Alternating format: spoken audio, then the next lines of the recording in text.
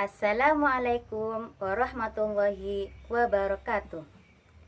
Perkenalkan, saya Romlah SPDI, Guru Fikih di MI Miftahul Ulum Galis Karduluk, Kecamatan Pragaan, Kabupaten Sumeneb.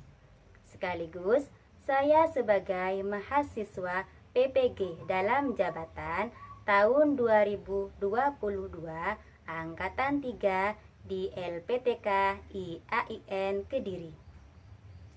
Pada kesempatan hari ini, Jumat 13 Januari 2023, saya akan melaksanakan uji kinerja praktek pembelajaran secara luring di MI Miftahul Ulum Galis Karduluk, Kecamatan Pragaan, Kabupaten Sumeneb.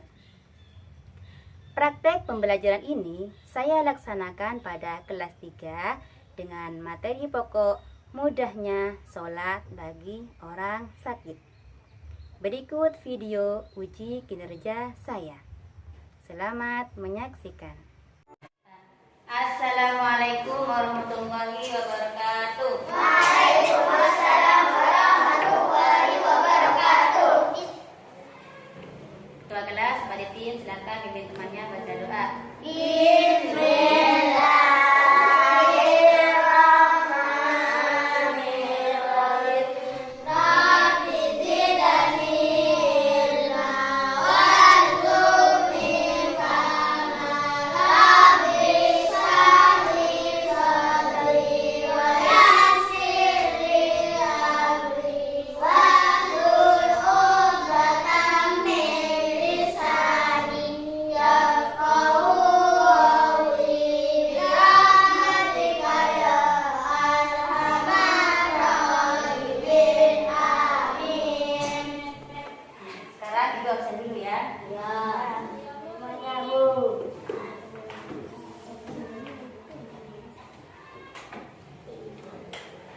Ushatin nikmah hadiroh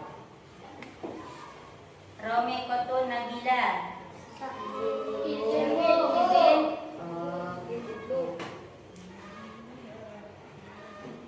Nikmatul Zahiro takbir. Mudah-mudahan cepat sembuh ya. Izazil Jinan hadir Bu. Ada yang tidak masuk hari ini anak-anak? Ada Bu. Siapa? Oh iya tadi. Anak-anakku sekalian, gimana kabarnya hari ini? Baik. Kalau baik, coba semuanya berdiri dulu. Berdiri. Yang gerak. Terus. Seperti ini. Pak, siap gerak. Semuanya ya, seperti biasa. Sebelum kita, oh ya, betulin dulu bajunya. Yang cewek, sikapnya cowok.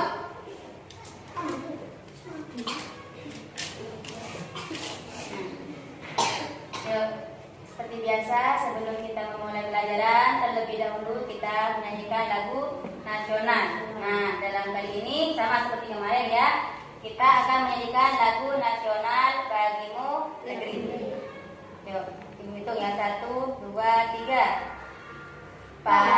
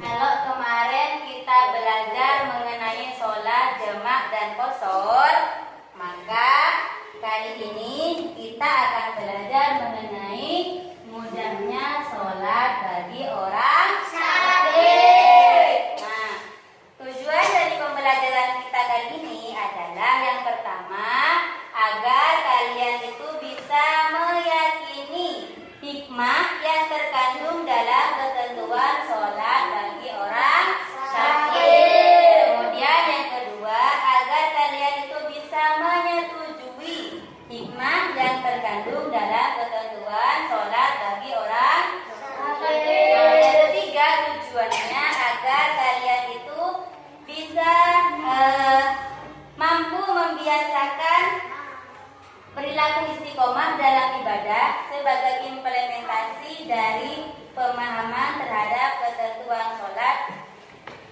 dalam segala keadaan. Nah, kemudian kade yang akan kita capai pada kesempatan kali ini itu ada 4 ya, seperti biasa. Yang pertama itu kade 1.1, yaitu mengenai menghayati hikmah yang terkandung dalam ketentuan sholat bagi orang sakit. Kemudian KD 2.1 yaitu membiasakan perilaku istiqomah dalam ibadah sebagai implementasi dari pemahaman terhadap ketentuan sholat dalam segala keadaan. Kemudian KD 3.1 yaitu menganalisis tata cara sholat bagi orang sakit. Dan KD 4.1 yaitu mempraktekkan tata cara sholat bagi orang sakit. Nah, langkah-langkah dalam pembelajaran kita kali ini seperti biasa, seperti kemarin-kemarinnya. Yang pertama ada pendahuluan, kemudian ada kegiatan inti, dan yang ketiga ada kegiatan penutup. Nah, dalam hal ini Ibu akan membuat kalian menjadi 3 kelompok ya. Sudah sesuai dengan buku ini. Kelompok yang pertama Ibu minta ketuanya Mbak Arin ya. Ya, Mbak Arin. Kelompok kedua Ibu minta ketuanya Mas Izin. Ya, Mas Izin. Nah, kelompok ketiga Ibu minta ketuanya Mas Danil, Mas Dain. Ya, siap Mas Dain ya? Ya, bagus. Nah, sekarang sudah sesuai dengan kelompok? Sudah. Nah, gimana? Masih tetap semangat untuk belajar? Nah, coba sekarang. Halo, di belakang. Nah, yuk angkat tangannya dulu. Angkat semuanya tangannya. Mas Akil.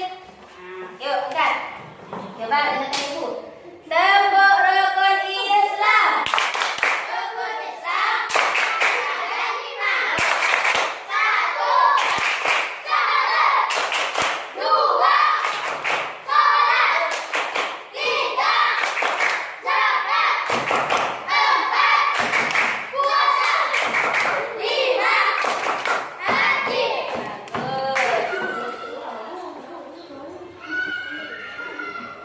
Kemudian sesuai dengan kelompok kalian masing-masing ya. Coba bukunya dibuka, materi kita kali ini.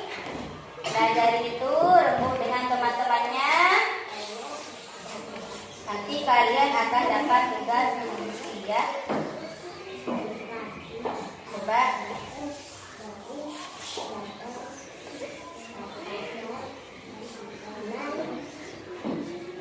Jadi anak-anak, Allah itu memerintahkan kepada hambanya sesuai dengan tingkat kemampuannya, termasuk orang yang sakit. Orang sakit itu tetap wajib melaksanakan yang namanya sholat. Nah, kemudian karena sakit kan badan sudah lebih lemah kan?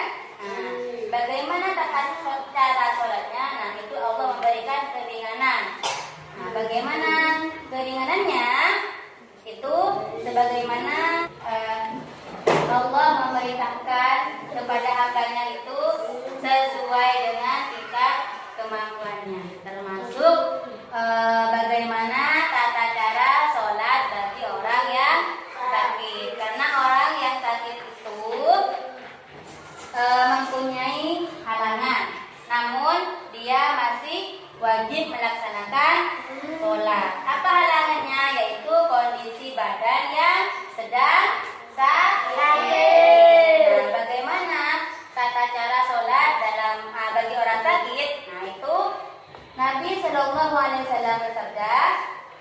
Sholli iman. Fa'ilam tastati faqa'idan. Fa'ilam tastati fa'ala jalil. Artinya sholatlah sambil berdiri. Jika kamu tidak mampu, maka sholat sambil duduk. Dan jika kamu tidak mampu, maka sholat sambil berbaring diri. Hadis riwayat Bukhari Muslim. Ini ada yang mau bertanya? Siapa? Mas Dayid? Ya, silakan apa Mas Dayid? Yang lain dengarkan. Bagaimana tata cara sholat bagi orang yang tidak sakit? Yang lain dengar? Nah, bagaimana tata cara sholat bagi orang yang sakit? Coba ada yang bisa menjawab? Yang lain? Saya Bu. Siapa? Mas Ido ya, langsung. Yaitu satu dengan cara duduk dan yang kedua dengan cara berbaring dan yang ketiga dengan cara terletak. Gimana yang lain? Benar enggak? Benar. Kita dulu Mas Ido dan Mas lagi. Terima kasih Mas Ido jawabannya dan Mas Dayat pertanyaannya ya. Nah, kemudian anak-anakku sekalian, jadi kan Ibu sudah membuat kalian itu sudah dibuat menjadi 3 kelompok. Kalian sudah punya kelompok-kelompok. Nah, sesuai dengan kelompok kalian itu, pahami materinya. Yang tidak dimengerti silahkan ditanyakan. Yang lain memperhatikan. Dari pertanyaan temannya, yang bisa menjawab silahkan menjawab. Yang tidak, kalau misalnya kalian nanti tidak bisa menjawab, nanti Ibu akan membantu untuk menjawab. Paham ya? Paham.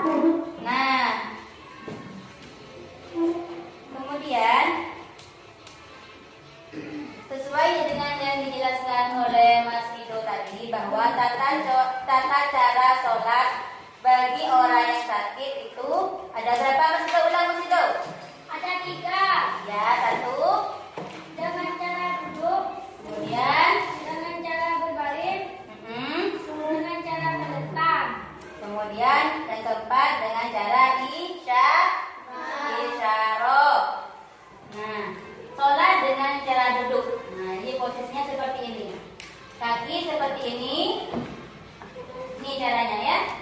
Sesuai dengan yang di buku, di buku sama saja. Kemudian sholat dengan cara berbaring. Nah, jadi seperti ini. Bantal. Nah, itu. Wajah dan perut, dada, kaki menghadap ke arah kiblat dengan disertai niat dan bertakbir seperti biasa ya. Posisinya seperti ini, sama seperti yang di buku. Kemudian sholat dengan cara terletak. Posisinya seperti ini ya. Kemudian yang keempat, sholat dengan cara isyarat. Nah, kalau isyarat ini bisa menggunakan kedipan mata. Tahu kedipan mata? Jadi kalau lagi berdiri, lihatnya kayak gini. Kalau rukuk, lihat agak ke bawah.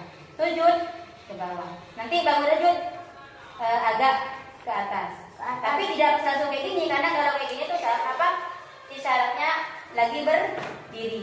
Jadi kalau duduk agak ke bawah, tapi nggak sampai merem ya. Nah, kemudian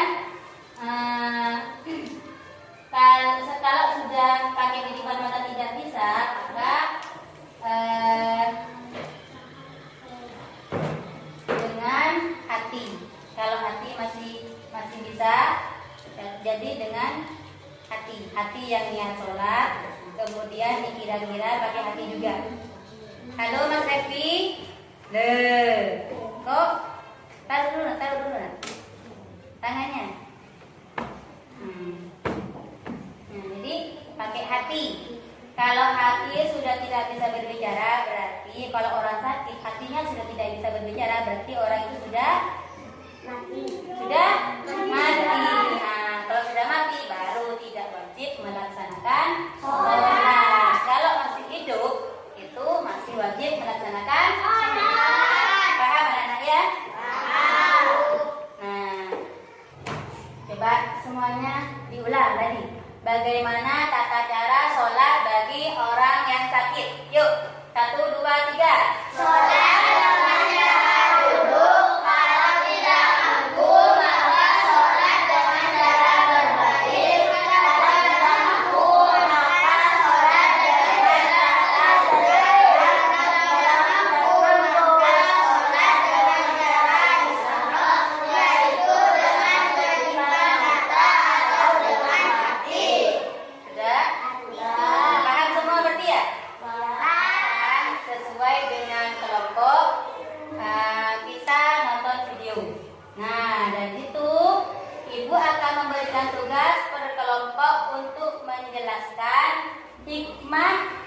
dari tata cara atau hikmah dari sholat bagi orang yang sakit.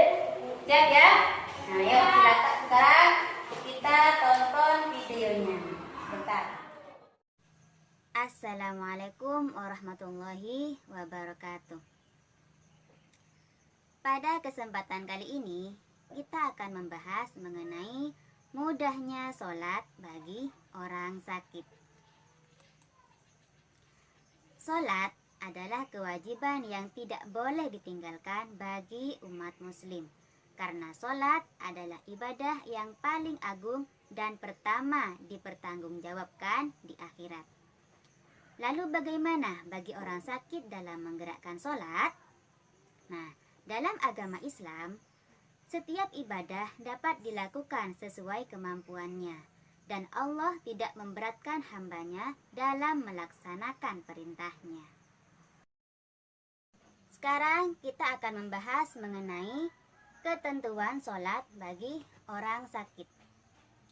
Orang yang sakit tetap diwajibkan untuk melaksanakan sholat fardu 5 waktu.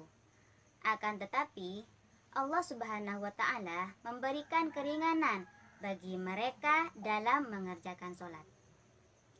Nah, di sini Allah Subhanahu wa Ta'ala memberikan kemudahan kepada kita yang sedang sakit. Jika kita tidak mampu sholat sambil berdiri, maka diperbolehkan yang pertama, sholat dengan cara duduk. Yang kedua, sholat dengan cara berbaring. Yang ketiga, sholat dengan cara telentang. Kemudian yang keempat, sholat dengan cara isyarat. Nah, kita mulai dari yang pertama, yaitu sholat dengan cara duduk. A. Duduklah menghadap kiblat dengan posisi iftirosh, yakni seperti duduk tahiyat awal.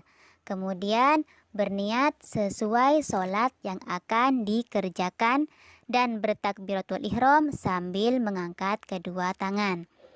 B. Setelah takbiratul ihram, kedua belah tangan disedekapkan di atas dada dengan posisi pergelangan tangan kanan di atas pergelangan tangan kiri. Sesudah itu membaca doa iftitah, surah Al-Fatihah, dan surah dari Al-Quran. C. Sesudah itu ruku, yaitu dengan duduk membungkuk sedikit ke arah depan dengan membaca tasbih ruku. Kemudian D. Iktidal, dengan cara duduk kembali seperti semula serta membaca tasbih iktidal. E. Sesudah itu sujudlah sebagaimana sujud biasanya, serta bacalah tasbihnya, atau jika tidak mampu dengan membungkukkan badan lebih rendah daripada ruku. Kemudian duduklah kembali menyempurnakan rakaat yang kedua sebagaimana rakaat yang pertama. Nah, kemudian yang kedua yaitu sholat dengan cara berbaring. Jika tidak mampu lagi untuk duduk, maka boleh dengan cara berbaring miring. A. Yang dimaksud dengan berbaring ialah tidur miring di atas rusuk yang sebelah kanan dengan membujur ke sebelah selatan. Telinga sebelah kanan tertindih oleh kepala sebelah kanan pula. B. Selanjutnya, wajah dan perut, dada dan kaki menghadap ke arah kiblat dengan disertai niat dan bertakbir seperti biasa. C. Untuk melakukan ruku dan sujud cukup dengan anggukan kepala atau dengan menggunakan kedipan pelupuk mata. D.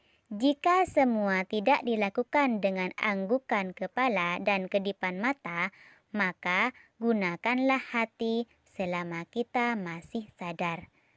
Demikianlah seterusnya hingga salam selesai. Nah, kemudian yang ketiga yaitu sholat dengan cara terlentang.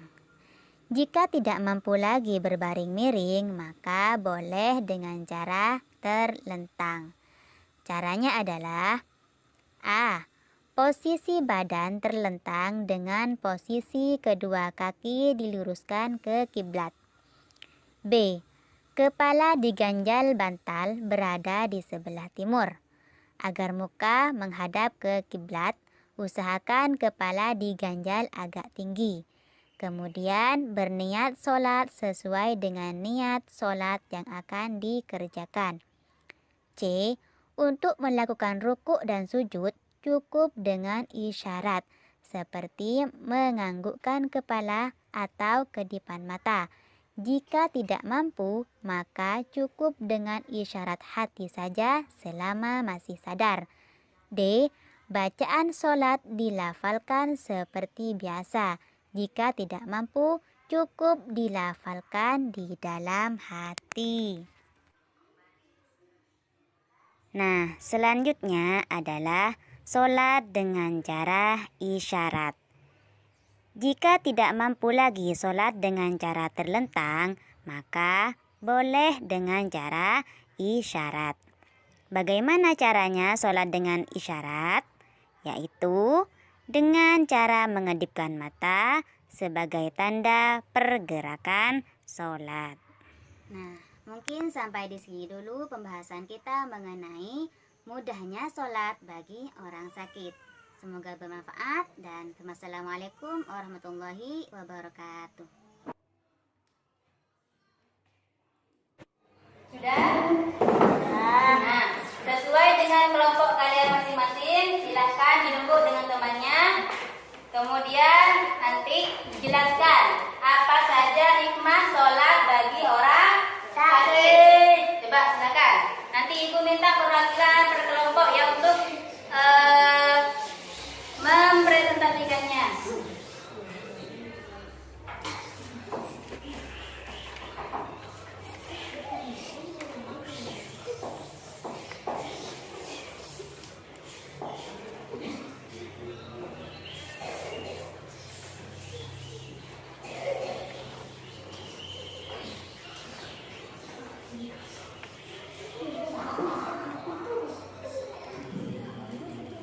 Sudah? Siap semuanya untuk presentasi? Ya. Coba ibu minta perwakilan dari kelompok 1. Siapa? Terserah. Mbak Arin. Ya, silakan Mbak Arin. Yang nyali mulanya Mbak Arin. Yang lain silakan.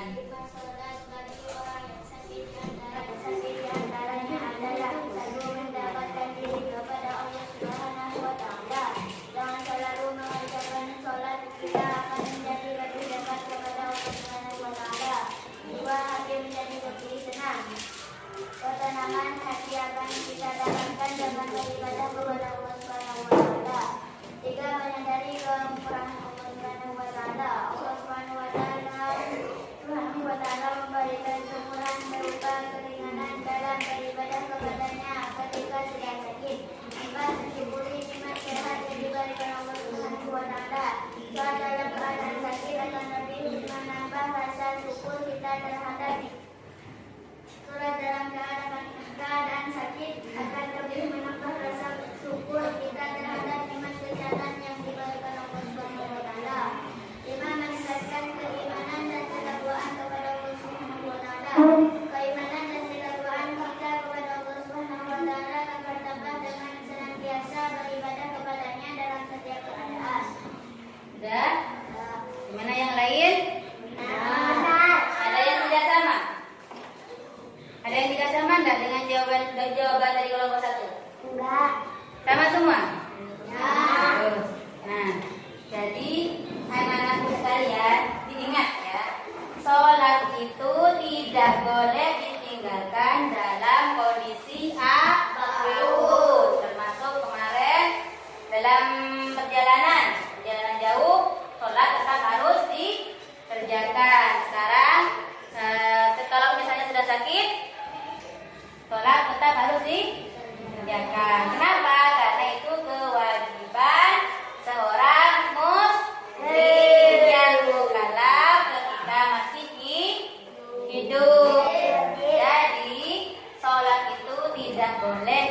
tinggalkan selama masih hidup. Yang boleh tidak melaksanakan sholat hanyalah orang mati atau orang gila. Jadi daftar sekarang. Yang mau daftar tidak mau sholat silahkan. Pertama harus gila. Yang kedua harus mati. Nah, siapa yang tidak mau sholat daftar. Yang dua ini antara mati dengan gila. Ada yang mau daftar?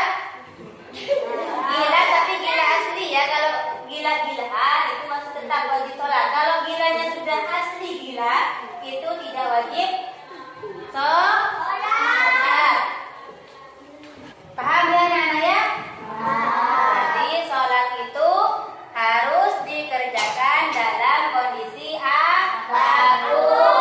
Kecuali dua. Yang pertama apa tadi? Gila. Yang kedua mati. Jadi kalau sudah gila, kalau sudah mati, tidak wajib melaksanakan sholat.